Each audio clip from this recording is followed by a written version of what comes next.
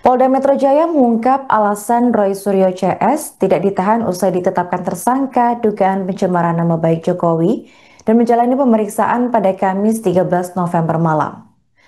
Menurut keterangan dari Direskrimum Polda Metro Jaya, yaitu Kombes Iman Imanuddin, ada dua alasan mengapa Roy Suryo CS dan Rismon Sianipar dan juga Tifauzia Tiasuma atau Dr. Tifa belum ditahan.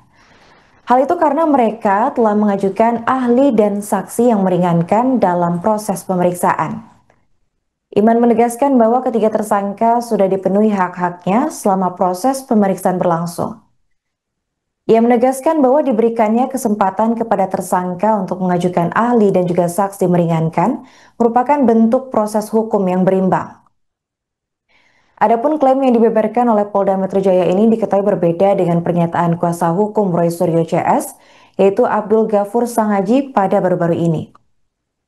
Sangaji menyebut bahwa ada dua alasan kliennya tak ditahan atas dugaan kasus pencemaran nama baik ijazah Presiden ke-7 Republik Indonesia Joko Widodo. Dalam pernyataannya, Sangaji membantah alasan yang diberikan oleh penyidik soal Roy Suryo CS yang tidak ditahan. Menurut Sangaji, penyidik memberikan alasan subjektif pada saat pemeriksaan berlangsung. Seperti yang tertuang dalam pasal 21 ayat 1 KUHP, yang intinya menyebut bahwa tersangka baru akan ditahan jika diduga kuat melakukan tindak pidana dan dikhawatirkan melarikan diri hingga menghilangkan bukti-bukti. Sementara itu untuk alasan kedua, Sangaji menyebut bahwa Polda Metro Jaya tidak meyakini soal Roy Suryo CS yang melakukan tindak pidana pemalsuan dokumen ijazah Jokowi seperti yang disangkakan. Ketidakyakinan ini menurut Sangaji diperoleh tim penyidik setelah melakukan berbagai pemeriksaan terhadap saksi hingga penyelidikan terhadap 700 bukti yang disita. Sangaji kemudian menyampaikan bahwa tidak ditahannya Roy Suryo CS atas kasus ini membuktikan bahwa tuduhan yang dilayangkan oleh Jokowi tidaklah terbukti.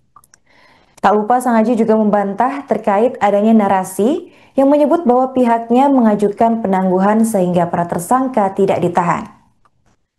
Keputusan yang diberikan oleh Polda Metro Jaya membuktikan bahwa pihak kepolisian telah menegakkan hukum sebagaimana mestinya menurut keterangan dari Roy Suryo CS. Adapun diketahui sebelumnya, polisi telah menetapkan 8 tersangka dalam kasus yang melibatkan Jokowi pada Jumat 7 November. 8 tersangka itu termasuk pakar telematika Roy Suryo, ahli forensik digital Rismon Sianipar, dan pegiat media sosial Dr. Tifa. Kapolda Metro Jaya, Irjen Pol Asep Edi Suheri menyebut bahwa ke-8 tersangka ini terbagi atas 2 klaster. Klaster pertama terdiri dari 5 tersangka, sementara klaster kedua terdiri dari 3 orang yang merupakan Roy Suryo CS.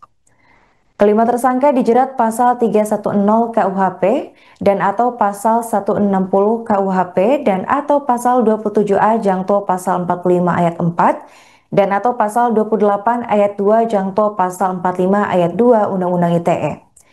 Sementara untuk 3 tersangka lainnya dijerat pasal 311 KUHP dan atau pasal 32 ayat 1 jangto pasal 48 ayat 1 dan atau pasal 35 jungto pasal 51 ayat 1 dan atau pasal 27A jungto pasal 45 ayat 4 dan atau pasal 28 ayat 2 jungto pasal 45A ayat 2 Undang-Undang ITE. Pemeriksaan terhadap 3 orang tersangka dilaksanakan lebih kurang 9 jam 20 menit. Berawal dari pukul 10.30 sampai dengan 12.00.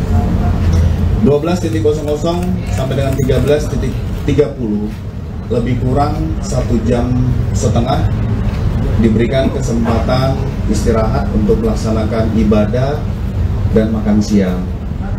Dilanjutkan 13.30 sampai dengan 15.30, ini pemeriksaan lanjutan. Dilanjutkan kembali istirahat lebih kurang 1 jam dan berakhir di 18.30. Jumlah daftar pertanyaan untuk tersangka RH ada 157 pertanyaan, tersangka RS 134 pertanyaan, dan tersangka TT ada 86 pertanyaan. Penyidik melaksanakan pemeriksaan dengan prinsip legalitas prosedural, proporsional, profesional, transparan, akuntabel, efektif, dan efisien. Pemeriksaan terhadap 3 orang tersangka hari ini alhamdulillah sudah bisa berjalan dengan lancar.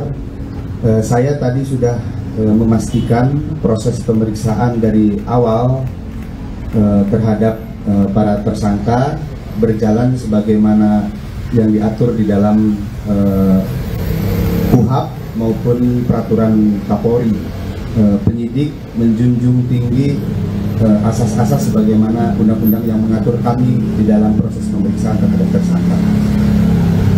Hak-hak bagi beliau-beliau untuk mendapatkan istirahat, kemudian makan siang, ibadah, dan lain-lain kami berikan selama proses pemeriksaan tersebut. Dan saat ini pemeriksaan sudah selesai dilakukan untuk sementara waktu. Para tersangka sudah memberikan keterangannya. Setelah ini kepada ketiga tersangka kami perbolehkan untuk kembali ke rumahnya masing-masing. Kenapa demikian? Karena ketiga tersangka mengajukan ahli dan saksi yang meringankan. Tentunya dalam hal ini kami sebagai penyidik harus menjaga keseimbangan keterangan dan informasi sehingga proses penegakan hukum ini adil dan berimbang. Kami akan melakukan konfirmasi dan pemeriksaan terhadap saksi yang diajukan, saksi yang meringankan, begitupun juga terhadap ahli yang meringankan atas permintaan atau permohonan para tersangka. Saya kira itu ya jelasnya, Mbak. Pak, mungkin bisa didetailkan berapa saksi yang meringankan yang diajukan oleh tersangka ini, ahlinya ada berapa, kemudian terkait dengan para tersangka lain, bagaimana nanti nasibnya, Pak? Pemeriksaannya kapan dan? Untuk ahli yang diajukan oleh para tersangka ada 2, kemudian untuk saksi yang meringankannya ada 3. Dan kami akan segera melakukan permintaan keterangan terhadap para saksi dan ahli yang dimohonkan oleh para tersangka tersebut.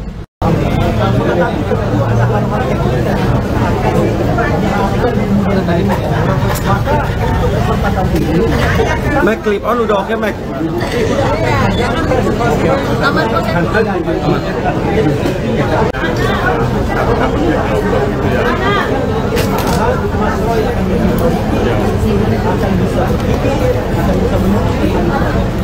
Jadi dia tahu mereka tidak menggunakan hak temannya faktor teman. Perjuangan demokrasi dan konstitusi yang sah dan sudah diatur di Republik Indonesia ini, ya kan? Jadi mudah-mudahan perjuangan kita tetap berada di jalur konstitusional. Itu saja ya.